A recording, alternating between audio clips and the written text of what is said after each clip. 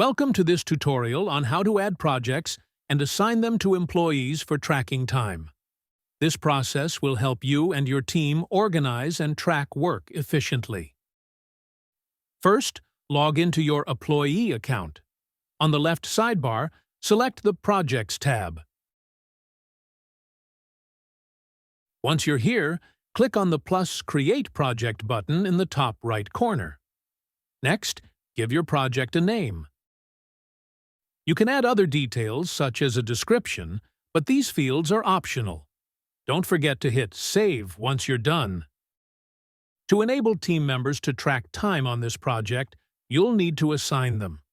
Scroll down to the Add People and Permissions section and click the plus icon to add team members.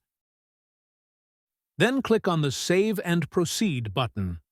Now, your employees can select this project from the Apploye desktop app to track their time.